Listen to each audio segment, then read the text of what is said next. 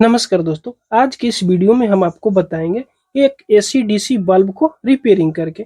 इसको line cut जाने के बाद भी नहीं जल रहा है और लाइन में इसको लगा रहे हैं, जिस वक्त लाइन है उस वक्त भी ये नहीं जल रहा है। इसको कैसे रिपेयरिंग किया जाता है, एक एक पॉइंट इस वीडियो में हम आपको समझाकर आपको बताने वाले हैं। तो इस होल्डर में लाइन है, अभी चलिए इसको लगा रहे हैं। तो यहाँ पे देख सकते हो ये थोड़ा सा भी ब्लिंकिंग ना कर रहा है, नहीं जल रहा है। जब इसको लाइन कट जा रहा है तब भी नहीं जल रहा है। इस होल्डर में हम आपको दूसरा बल्ब लगाकर दिखा देते हैं। यहाँ पे देख सकते हो ये बल्ब सही से वर्क कर रहा है, लेकिन यहीं पर जब ये एसी डीसी बल्ब को हम यहाँ पे लगा रहे हैं तो इसमें कोई भी रिस्पॉन्स हमको नहीं मिल रहा है। तो सबसे पहले इस डिफ्यूजर को हम खोलेंगे और इसको चेक करेंगे कि इसमें का जो एमसीपीसीबी है खराब हो गया, जो एसएमडी एलईडी रहता है वो तो खराब नहीं हो गया। तो उसको चेक करने के लिए सबसे पहले आपको बोर्ड में से इस प्लग को निकाल देना है, उसके बाद यहाँ पे लगाना है। तो यहाँ से इस डिफ्यूजर को इस तरह खींचिएगा तो बहुत आसानी से निकल जाएगा और इसको इस होल्डर में लगाकर चेक करने में साधन होती है। यहाँ पे देखेंगे तो जितना एलईडी इसमें लगाया हुआ है, किसी भी एलईडी में काला डॉट नजर नहीं आ रहा है देखने से। अब इसमें हम चेक करेंगे कि इसमें प्रॉपर करंट आ रहा है कि नहीं आ रहा है। तो चेक करने के लिए फिर से हम बोर्ड में इस लाइन में लगाएंगे। लाइन में लगाने के बाद हम चेक कर लेंगे कि इस बोर्ड होल्डर में लाइन आ रहा है कि नहीं। तो बिल्कुल सही से लाइन आ रहा है। अब चलिए इसको हम यहाँ पे लगाएंगे और इसको चेक करेंगे हम मल्टीमीटर से। यहाँ पे देखिएगा तो आपको 3 वायर निकला हुआ नजर आएगा। एक वायर ब्लैक है, दूसरा वायर रेड है और तीसरा व्हाइट है। अब मल्टीमीटर से हम इस पे कंटिन्यूटी चेक करेंगे कि इसमें कुछ भी रीडिंग मिल रहा है कि नहीं। तो रीडिंग चेक करने के लिए डीसी वोल्ट पर वर्क करता है, सेलेक्ट कर देंगे मल्टीमीटर को। अब यहाँ पे हम रख दे रहे हैं। उसके बाद इसको हम चेक करेंगे यहाँ पे कि कुछ भी रीडिंग मिल रहा है कि नहीं। तो यहाँ पे देख सकते हो बहुत कम रीडिंग मिल रहा है, 6-7 वोल्ट के करीब यहाँ पे मिल रहा है। चलिए यहाँ पे हम आपको दिखाने की कोशिश करें। तो यहाँ पे देख सकते हो, आपको पूरी क्लियर तो दिखाई नहीं दे रहा होगा। तो यहाँ देख सकते हो मल्टीमीटर में कि 7-8 वोल्ट के करीब ये कंटिन्यूटी यहाँ पे मिल रहा है। दूसरा इसमें कंटिन्यूटी नहीं मिल रहा है, दूसरे पे यहाँ लगा रहे हैं तो 3-4 वोल्ट के करीब यहाँ पे मल्टीमीटर में कंटिन्यूटी मिल रहा है। एसी डीसी बल्ब बहुत प्रकार के आता है, कितना 4 वोल्ट पर वर्क करता है और कितना एलईडी 90 वोल्ट, 95 वोल्ट, 100 वोल्ट पर वर्क करता है। तो ये एलईडी बल्ब देख रहे हैं, इस पे प्रॉपर करंट भी आ रहा है, लेकिन देख सकते हो 5 वोल्ट के करीब करंट आ रहा है। और दूसरा में हम चेक कर रहे हैं तो यहाँ पे 4 वोल्ट की करीब ये करंट आउटपुट कर रहा है, फिर भी ये वर्क नहीं कर रहा है। अब इस पीसीबी में तो कुछ रीडिंग मिल रहा है, फिर भी हमको डाउट है कि कहीं कोई एलईडी शॉर्ट कर गया हो, खराब हो गया हो।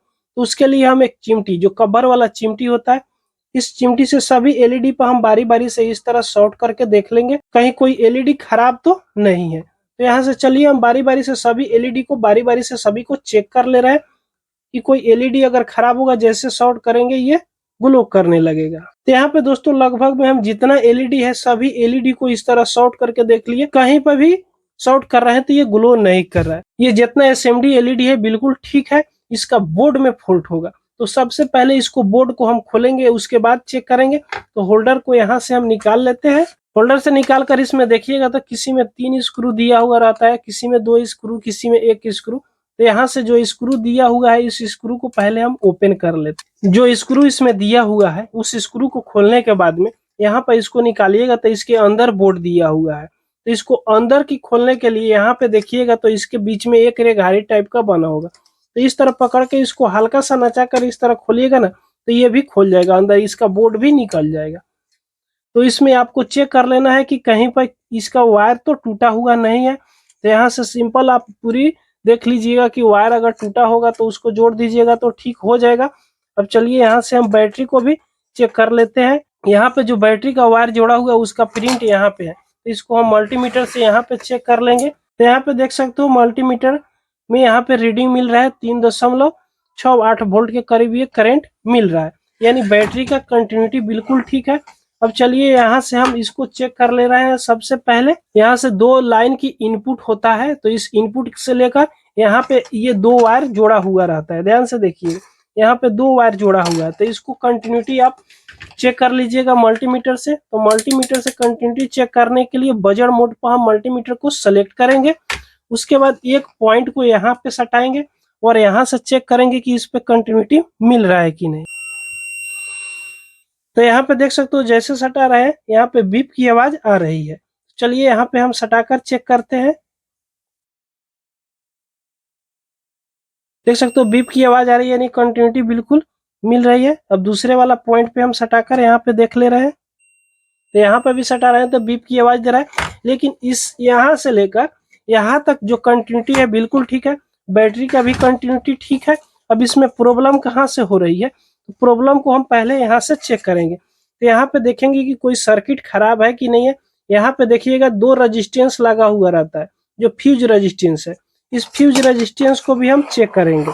जहाँ पे 2 लाइन की तार जोड़ा हुआ रहता है, 2 AC का लाइन, उसके बगल में 2 फ्यूज लगाया हुआ रहता है। किसी बोर्ड में 1 फ्यूज लगाया हुआ रहता है। तो मल्टीमीटर को कंटिन्यूटी रेंज पर ही रहने देंगे। उसके बाद दोनों पर हम इस तरह प्रॉपर सटाकर देखेंगे तो कंटिन्यूटी मिल रहा है। अब दूसरी वाला पे हम इस तरह सटाकर देखेंगे तो यहाँ पे भी कंटिन्यूटी मिल रहा है। बीप मल्टीमीटर दे रही है, यानी ये दोनों रजिस्टेंस ठीक है। उसके बाद आपको यहाँ पे चेक करना है कि कोई कंपोनेंट शॉर्ट तो नहीं हो गया है या ब्लास्ट तो नहीं हो गया है। तो इस तरह आपको देख लेना है। ये कैपेसिटर भी ठीक है, कैपेसिटर तो फूला हुआ नहीं है। यहाँ पे सभी को आप हिला डोला कर देख लीजिएगा जो हिल रहा है। यहाँ पे देखिएगा ये बहुत ज्यादा हिल रहा है। उसी तरह कंपोनेंट को हिला डोला कर आपको चेक कर लेना है। तो ये देख सकते हो एक कॉइल दिया हुआ रहता है, इस कॉइल को जब हिला रहे हैं तो यहाँ पे देख सकते हो ये हिल रहा है। तो यहाँ का जो देख सकते हो प्रिंट है, इसका प्रिंट बिल्कुल उखड़ चुकी है। यहाँ पे देख सकते हो इसका प्रिंट बिल्कुल उखड़ चुकी है। पहले इसको हम सोल्डिंग कर देते हैं, उसके बाद इसको चेक करके हम देखते हैं। तो दोस्तों यहाँ पे हम इस कॉइल को अच्छी सोल्डिंग कर दिए, देख सकते हो अब ये हिल डोल नहीं कर रहा है। अब चलिए इस पे हम थोड़ा टच करके देखते हैं। तो जैसे टच करे देख सकते हो ये LED ग्लो करने लगा। यानी जो भी फॉल्ट था इस AC DC बल्ब में, ये कॉइल किया हुआ था कि यहाँ से सोल्डिंग छोड़ दिया हुआ था। ये सोल्डिंग कैसे छोड़ देता है, तो ये रातों दिन लोग जलाते रहते हैं, जिसके कारण ये ज्यादा हीट होने के चलते इस पर जो रंगा हम लोग लगाए हुए रहते हैं सोल्डिंग, वो सोल्डिंग हीट होते होते जल जाता है और सोल्डिंग छोड़ देता है। इसी तरह आपको देख लेना है दूसरा कोई कंपोनेंट में से इस तरह का सोल्डिंग कहीं ढीला तो नहीं है। अगर ढीला हुआ तो उसको भी आप सोल्डिंग कर दीजिएगा। अब चलिए इसको हम लाइन में लगाकर एक बार देखेंगे। उससे पहले इसको चलिए हम पहले इस तरह फिट कर लेते हैं। अभी तो यहाँ पे बैटरी से ये जलने लगा। उसके बाद जिस तरह पहले कसा हुआ था सेम तरीका से कस दीजिएगा और इसको इसी तरह यहाँ पे बैठा देना है। इसको बैठाने के बाद में आप क्या कीजिएगा, इस डिफ्यूजर को आप यहाँ पे लगा दीजिएगा। अब चलिए दोस्तों इस होल्डर में हम इसको यहाँ पे लगाते हैं। तो जैसे होल्डर में लगाएंगे यहाँ पे देख सकते हो अब ये ग्लो करने लगा। तो दोस्तों इस तरह AC DC बल्ब को अपने घर पे आप खुद से ठीक कर सकते हो। AC DC बल्ब में ज्यादा कोई खराबी नहीं आता है, बैटरी खराब हो जाता है या तो कोई कंपोनेंट डिसोल्डिंग हो जाने के कारण भी ये वर्क नहीं करता है। तो दोस्तों ये वीडियो आपको पसंद आई हो तो एक लाइक जरूर कर दीजिएगा। अगर हमारे चैनल पर आप पहली बार हो तो सब्सक्राइब जरूर कर लीजिएगा।